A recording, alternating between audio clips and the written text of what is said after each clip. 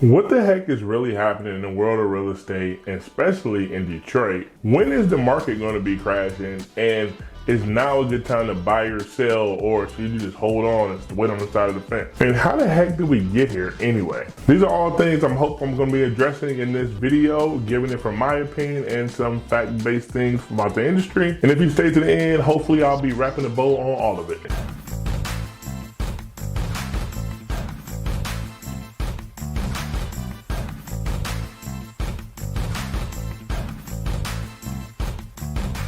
What's going on? My name is Ed Butler. I'm a local realtor and I make videos just like this one every month. If that's something you want to check more about, go ahead and subscribe button down below. But let's hop into it. How did we get here? So if you reel back about 2 years, the pandemic kind of started all of this, right? So we're going on in our normal cycle in the real estate world, and then boom, the pandemic happened. We didn't know what the heck was going to happen. So basically the world is stopped. We need to get the engines going. We need businesses to get more money. We need more houses bought, et cetera, et cetera. So they just start cutting rates to help companies and businesses survive, right? So once they did that, mortgage rates did the same and fell and followed the curve. That's how we got down to those 2% rates where pretty much were unprecedented in US history. This, in an already low inventory market that we had back in 2019, just basically put gasoline on the fire and then lit the match. So rates went down low, competition went crazy. So once competition goes crazy, pricing does too. And that's what we fell into for 2020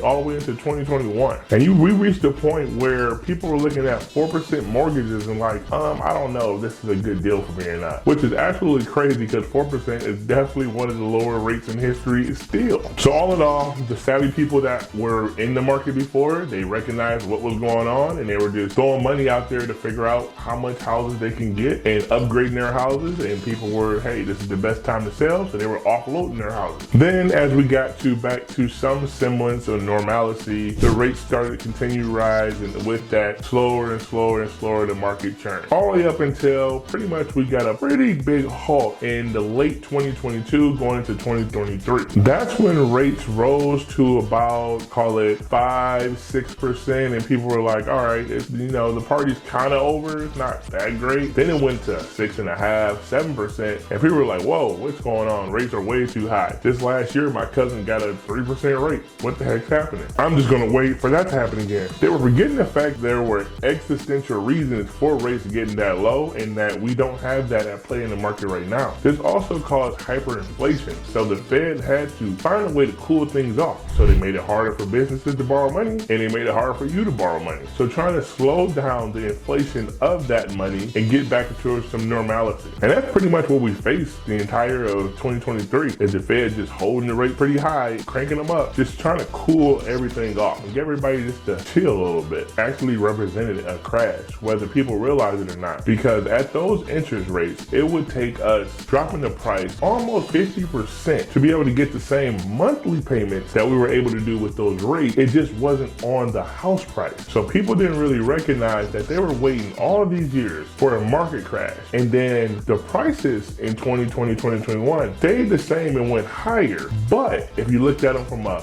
monthly payment standpoint, the market was at an all-time low because it was super low. It was at an all-time low because technically the market crashed. Just not on purchase price, but on interest rate. And you and I don't make our monthly budgeting off of the purchase price. We do off the monthly payment. And that's what took a severe dip in 2020 and 2021. People didn't really recognize it until it kind of was too late. So giving that information plus the extreme inventory shortage that we're still faced with versus many years in the past is why I don't really see a market crash, so to speak, on the horizon. Also, people always contribute that the high prices and affordability are what's going to lead to a market crash, which is actually a mistake. If you look around the world at home affordability in most developed countries, the United States is actually low to the middle of the pack. In countries like China, Hong Kong, you're looking at the UK, you're looking at Toronto, you're looking at any of these other big major cities around the country, it's virtually impossible for the average person to buy a home. You're way more likely to be able to buy a home here in the United States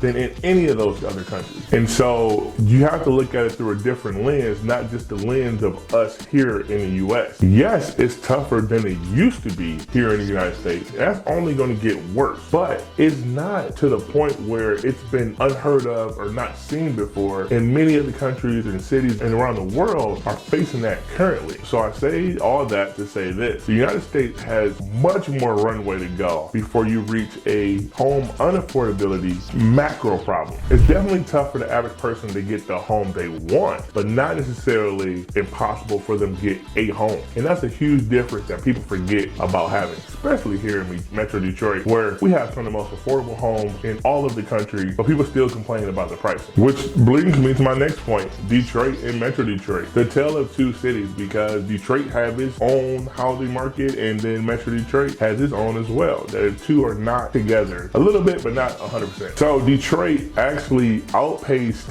Miami. You know, everybody want to move out to Florida and business is booming and, you know, housing is booming out there in Florida. Well, Detroit actually outpaced Miami in home price rising in November. So that's what's happening in the city of Detroit. It's been cheap forever, but it's not going to stay that long. And so that's what people are starting to get their minds wrapped around, was the housing prices in Detroit continue to rise. And for good reason, because we have some of the best architecturally sound houses in all of the world. And then Metro Detroit, it's kind of starting to take shape and change. You still have tons of cities that are booming and growing, but people aren't looking to go far out like they used to be. A lot of time before, when the city of Detroit was really, really rough, people tried to run to the northernest suburb they could and get as far away as possible. Now we're seeing a little bit of the inverse. People from those very, very far suburbs are starting to try to move back a little more central, because maybe they want to go downtown and catch a Lions game, or they want to go catch a Red Wings game, or there's a lot more diversity in food, and the hot spots to go out are now downtown and not in the suburbs. So we're definitely seeing a lot of people start to migrate closer to the city, not necessarily in the city. Some of those people still haven't got over that hump, but they want to be in striking distance that they can take a quick drive to get inside the city,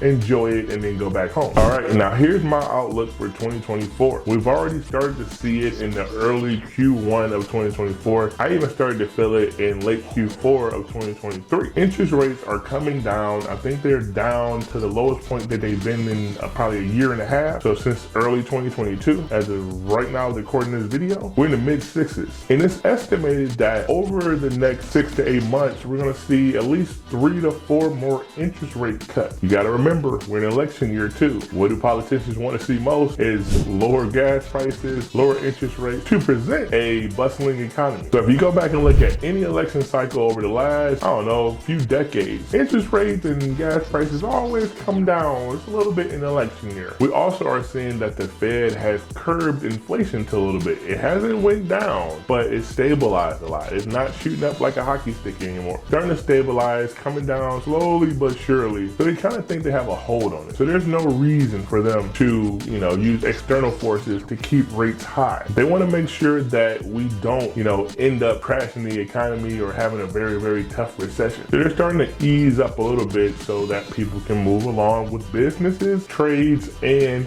housing. So I believe right now is a very unique component or very unique spot here at the beginning of 2024 where, you know, you can buy a house still with relatively low competition, because once these rates start to come down even more, your competition levels are going to rise. So people saw what happened in 2023 after waiting on the sidelines in 2022. It just got worse. And so people, once these rates start getting into striking distance of their monthly payment, they're going to start putting in offers on these homes, applying for mortgages, and getting out there back in the swing of things when things get warm. So if you're on the buy side, make sure you go ahead and get out there as soon as possible, as soon as you can afford to try to scoop up some of these houses. If you're on the sell side, be a little bit more cognizant of it. There's a tale of two, you know, philosophies here. If you want to, you know, sell your house for a pretty solid premium, you can still do it right now because you're going to have less competition from sellers. sellers. Then if you wait in the spring summer market, there's gonna be a lot more competition from sellers too, who are trying to take advantage of that spring summer market. So it's kind of which side of the coin do you want to be on. If you have a extremely top tier HGTV house, just wait till the spring is gonna fly. If you have a house that might need a little bit more love or something like that, that might not stack up well against that HGTV house, you probably want to try to get that thing on market as soon as possible. These are my opinions of a person going through the market each and every day, helping many clients each and every month. If you want to hear more videos just like this one and some of my other ones, make sure you go ahead and hit the subscribe button. I'll be keeping you as up to date on my thoughts on the market as much as possible. And remember, I'm a full-time realtor, so if you need any help in the arena of real estate in Detroit or Metro Detroit, feel free to reach out. I'd love to have your back in your home buying, selling, or investing journey. With that, I'll catch you on the next one.